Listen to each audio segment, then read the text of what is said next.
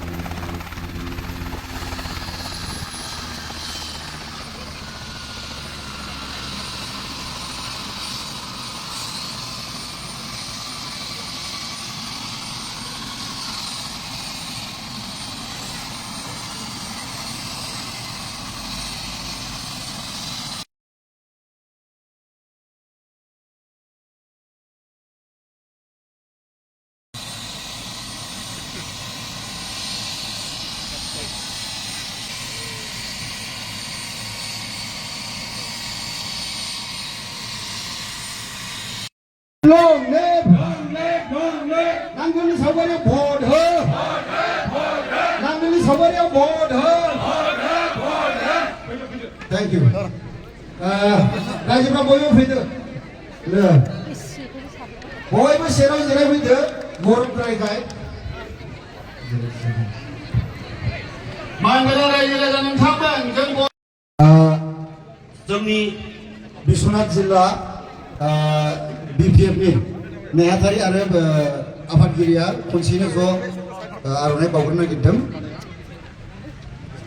सिमांसा मुसाहारि आरो प्रेसिडेन्ट मण्डलनि जगेन बसुमतारी दिलीप बसुमतारी बिथांनि दैदेननायावनो कंग्रेसफोरा दिनै बेयाव गासिबो जइन जाफैजोब्बाय ओमफ्राय बिथाङा जोंनि एक्स भलन्टियार फर्सनिबो मानसिखामोन आरो एक्स भलन्टियार फर्सनिया फैदो आरो बिजेपि अनिल बसुमतारीनि दैदेननायाव जेसेबां बिजेपिनि फैदोंमोन फैनाय खाथियाव फै अनिल बसुमतारी नोंथां नैबे नैबे कंग्रेसनिसो दै बिसोर कंग्रेस ओमफ्राय नैबे ससमा गाननाया जोंना माने बिजेपिनि दै अनिल बसुमतारी नैबे बे माने एसटि मर्चानि प्रेसिडेन्टमोन आरो बिथांजों माने गासिबो फैजोबदों सबिन आदा दङ ओमफ्राय जोंहा गासिबो नैबे बे बिजेपिनि गोजा आरोना बेजों लोगोसे आरो दासो बावैसो मोजां खबर जोंना अल्टारनेटिभ पार्टि फर बड'लेण्ड होननाय मोनसे गोदान माबा पार्टि फैदोंमोन बिथांमोननि जि दैदेनगिरि बे दैदेनगिरियाबो दिनै बेयाव जोंजों बाहागो बिमल बसुमतारी प्रताप बसुमतारी दैदेननायाव बोरो प्रताप बसुमतारी दैदेननायाव नैबे नैबे जोंना एसे सेंग्राया नैबे बयबो आखाइ खबदोंब्रा मा सिरिनो नैबे एबिपिनिफ्राय alternative party four बड'लेण्डनिफ्राय Rajib Ujir आरो मन्टु बसुमतारी बिथांमोना जयै हाबफैबाय आरो दिनै हाग्रामा महिलारि सारनि दैदेननायाव दङ बिनि उनाव बारिजान प्राइमारिनि सिंनिफ्राय गोबां माने कंग्रेस आरो बिजेपिनिफ्राय फैनायफोरखौ गासिखौबो जोंनि आफादगिरिजों मानाव गेदेर हाग्रामा महिलारि सारनि आखाइजों आर'नाइ गाननो थाखाय खावलायनाय आखाइखौ रायजोफोर बिसोरो दिनैनिफ्राय जोङो गासिबो नांगोल हान्जानि जाबाय बिपिएफ जाबाय दै गैला आरो बिसोर गासिबो सदस्य गोजा कासमनि बाइटखौ देमानो होनदो आरो फैगासिनो थारमाने मोनब्रै हान्जा कंग्रेस बिजेपि एबिपि बिनि उनाव भाइजार बियापाव BPFनि बिजाथि जानानै बिक्रम दैमारिया बिसायख'थियारि फोसावदिं मेलाव बाहागो लाना माखासे गोख्रों बाथ्राखौ फोरमायथिदों।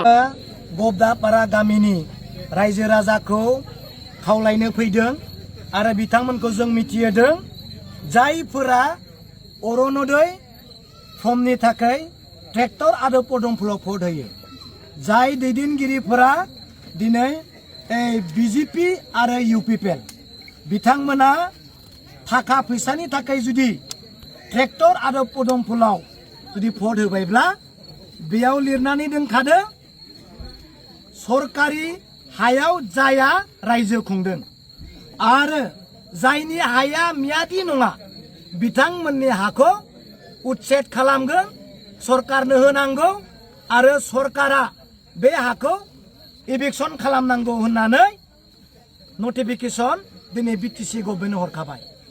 बे बैठकआव बे आलोचनायाव जोंहा बिटिआरनि प्रमद बर' दं आरो UG ब्रह्म दं लोगोसे आसामनि मिनिस्टार दं। बिथांमोना स्पष्ट लिरखाबाय जायफोरनि हाया मियादि नङा बिथांमोननि हाखौ उच्छेद खालामनांगौ होखारनांगौ आरो बिनि ओंथियानो जाहैबाय सरकारनि हाखौ सरकारनो होफिननांगौ। अब्ला दिनै जायफोरा ट्रेक्टर आरो पदमफुलाव फैसानि थाखाय अरुणोदयनि थाखाय भट होयो बिथांमोना उच्छेद खालामजागोन बिथांमोननि हाया सरकारनियाव थागोन बेखौ गोसोआव लाखि आं बुंनाय नङा बे प्रमद बर' बिथाङा बुंनाय लिरनाय आसाम सरकारनि मोनसे नटिफिकेसन आरो जुदि गोदोनि बायदिनो मावना जानो थाखाय जेरै हा दङ दुब्लि दङ सरकारि हाब्लाबो मियादि नङाब्लाबो बिजिआरबाबो पिजिआरब्लाबो खासलेनबाबो एक्सनाब्लाबो गोदोनिफ्राय जों मावबोनाय हायावनो जुदि मावबाय थानानै जानो गोसोब्ला नांगोलनि सावगारियाव भट हो होनना आं बिथांमोनखौ बुंदों। जुदि नांगोलनि सावगारियाव भट होआलासिनो थाखानि थाखाय पदमफुल आरो ट्रेक्टराव भट होयो गाबनांगोन JCBजों न' हुख्रेम जानाय मोनगोन हाफोरखौ दिनै समान खालामनाय नुगोन सोरनिबा गिर्जा न' सोरनिबा मन्दिर सोरनिबा मस्जिद सेफाय जागोन गाबगोन मोदै गानांगोन बिनि अनगा जेबो गैया होननानै रायजोखौ बुंनो फैदों। बेनिखायनो हाबोदान जुदि बासायनोब्ला दिनै नांगोलनि सावगारियाव भट होनानै हाग्रामा महिलारियासो दिनै बे हाखौ बासायनो हागोन बिनि अनगा आरो जेबो राहा गैया। Thank you. BTC बिसायख'थिनि सिगां UPPL दोलो आरो BPF दोलोनि गेजेराव दुंहाव थासारि सोमजिदों जेराव बर' सावथुन मुलुगनि मुंदांखा फावखुंगुर मेन्देला ब्रह्म बिथाङा बिसायख'थिनि समाव साफ्रोमखौबो गोजोन खौसेथिखौ बोजबना लानो खावलायहरदों। मख'नो गोनांदि मेन्देला ब्रह्म बिथाङा गावनि फेसबुक पेजनि गेजेरजों माखासे बाथ्राखौ फोरमायथिदों जेराव बिथाङा फोरमायदों बिसायख'थियाव ओंखारग्रा सान्थ्रिफोर बुख्रुब सुख्रुब बुलाय सुलाय दा खालाम केस जायोब्ला लिडारफ्रा खनसेल' नायहैगोन नों उन्दुग्रा बिधाखौबो फाननांगोन सिलिंखार जालांजोबगोन अब्लाबो आगोर मोननाय नङा होननानै मेन्देला ब्रह्म बिथाङा गावनि फेसबुक पेजनि गेजेरजों रायजो राजाफोरनि गेजेराव फोरमायथिदों। मैया मुंख्लं दावहारु गार्लाबाथा बसुमतारिनि 25थि थैनाय सानमोन जेराव माहारिबादनि गोख्रों फोथायगिरि आरो एबसुनि बारग' आफादगिरि गार्लाबाथा बसुमतारिया बड'लेण्ड सोमावसारनायाव गोख्रों बिफाव लादोंमोन। गार्लाबाथा बसुमतारि पाब्लिक चेरिटेबल ट्रास्ट आरो रामफर्टविल दखरा एबसुनि बानजायनायाव मुंख्लं दावहारु गार्लाबाथा बसुमतारिनि 25थि थैनाय गोसोखां सानखौ सानसेनि हाबाफारिजों मेहेरगोनाङै खुंफुंलांबाय। BTC बिसायख'थिनि सिगां BPF आरो UPPL दोलोनि गेजेराव गाग्लोबनाय जाथाय सोमजिदों। सानै दाय गैयै सुबुंखौ गोब्राब गाग्लोबनानै बुख्रुबनानै गालांदों होनना खौरां मोननाय जादों।